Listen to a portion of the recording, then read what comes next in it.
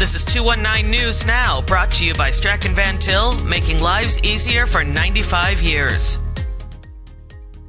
I'm Andrew Garcia, and this is your 219 News Now. The Michigan City School Board voted unanimously Tuesday night to approve a resolution opposing two proposed bills in the State House that threaten local control of some public school districts.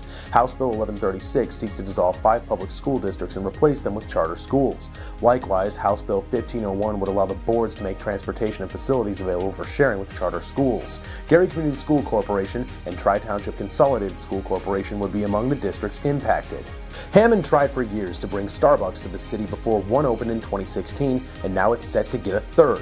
The Seattle-based coffee giant is looking to open a new coffee shop at Calumet Avenue and 165th Street, Mayor Thomas McDermott Jr. said. Starbucks is looking to build a 2,500 square foot cafe at 652440 Calumet Avenue. The investment is expected to be around $2.5 million, Hammond Director of Economic Development Juan J. Moreno said. This is a great economic development investment in Hammond's 4th District.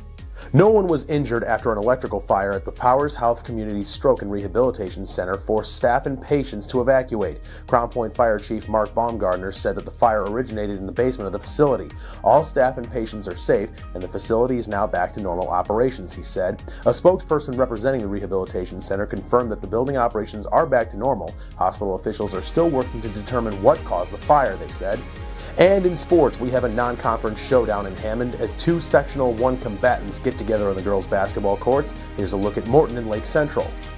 Morton and Lake Central could both see one another next week when sectionals begin. In the meantime, though, each looks to get back in the win column after a loss, and the Indians come out hot. Isabella Soria feeds Ayla Krieger. The senior goes up strong, drawing the foul. Indians by 3 after the free throw. More from her later, though. Morton looks to respond now. Desira Willingham takes her time and puts up the short jumper. Governor's on the board. Later, the Indians look to add to their lead. Vanessa Wimberly turns on the burners. The senior going the other way for the lefty finish. Try by 7. Now it's Wimberly's turn to share the wealth as she drives and kicks to Bryn Leonard in the corner. The southpaw steps back and lets it fly. Buckets. Next time down, Leonard drives baseline and gets a friendly bounce from the rim on the wraparound finish. LC with an 8-point lead. Morton trying to dig its way out. Kyla Patterson attacks, shows off the handle, spins. If you're going to wear 24 like Kobe, you got to hit the fade like Kobe. The sophomore connects. However, Morton trails by 8 after a period. To the second, we meet back up with Krieger, who drives baseline and runs right into history. Krieger scores her 1,000th point and becomes the 7th player in Lake Central girls basketball history to reach the 1K mark.